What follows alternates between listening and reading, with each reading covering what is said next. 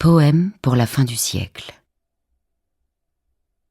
Alors que tout allait déjà si bien, et qu'avait disparu l'idée même de péché, qu'était prête la terre à consommer et se distraire dans une paix universelle, sans croyance et utopie.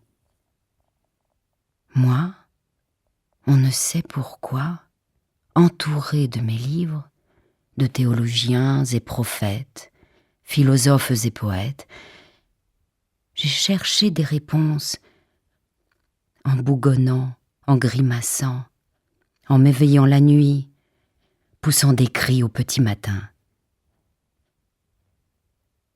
Ce qui m'affligeait tant était plus que honteux. Ce serait manquer de prudence et de tact d'en parler, voire une atteinte au bien-être de l'humanité. Hélas, ma mémoire ne voulait me lâcher. En elle vivaient des êtres, chacun dans sa douleur, chacun devant sa mort, chacun avec sa propre angoisse. C'est quoi cette innocence aux plages d'un paradis terrestre?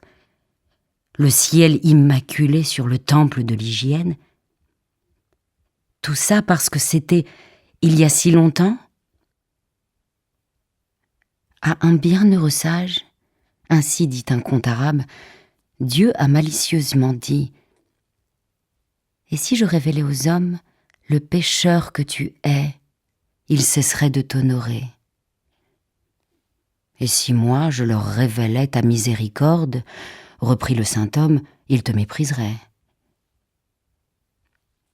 Vers qui me tournerais-je dans cette sombre affaire de douleur et de faute dans l'architecture du monde, si pas plus ici-bas que tout en haut du ciel, aucune force ne peut abolir la cause et les faits.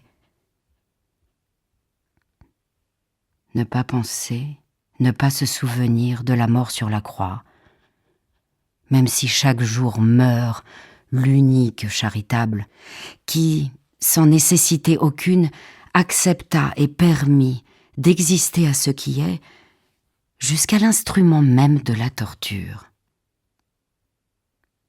Énigmatique tout, incroyable complexité. Mieux cesser de parler, ce n'est pas langage pour les hommes. Béni soit la joie, vendanges et récoltes. De toutes les façons, tous ne connaîtront pas la paix.